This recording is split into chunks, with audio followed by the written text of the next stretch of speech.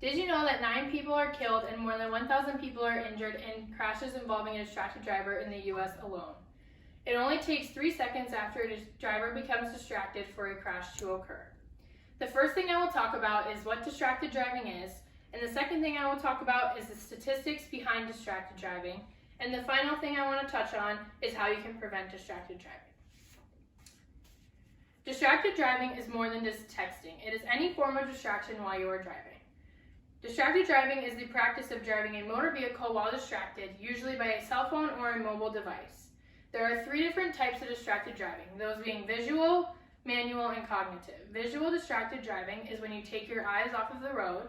Manual distracted driving is when you take your hands off the wheel, and cognitive distracted driving is when you take your mind off of driving. The next thing I want to touch on is the statistics behind the driving distracted. The first set of statistics I want to talk about is the accidents that cause deaths.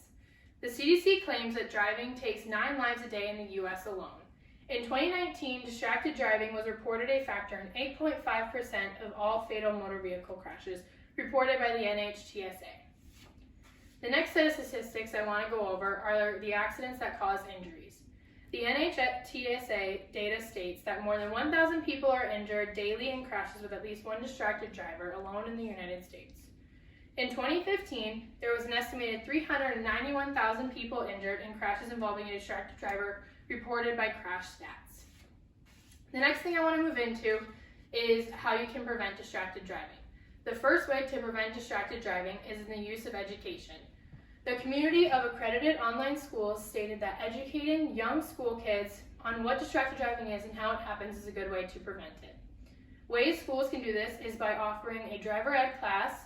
They can also host assemblies on what distracted driving is and how to do it safely. And they can have teachers have class discussions on safe driving, and they can also have teachers point to online resources for how to drive safely.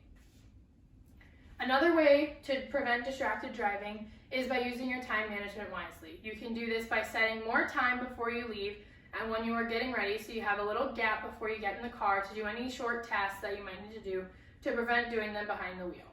Another way you can use your time management is to remember that the people on your phone are going to be there once you reach your destination and they are not important while you are driving. The last way to prevent distracted driving is by using the new forms of technology. Phones and other cellular devices have come up with the do not disturb mode so that while you are driving, you are not tempted to check the notifications on your phone or use your mobile devices in any way. Newer car models have also come up with voice commands so you can text and call using your voice and you don't have to take your eyes or hands off of driving. In my speech, I went over what distracted driving is, the statistics behind it, and how to prevent it. To avoid being one of the 9 killed every day in one of these accidents, don't drive distracted. And remember, it only takes 3 seconds for an accident to occur. Next time you get in the car, remember to pay attention for you and for others. Thank you.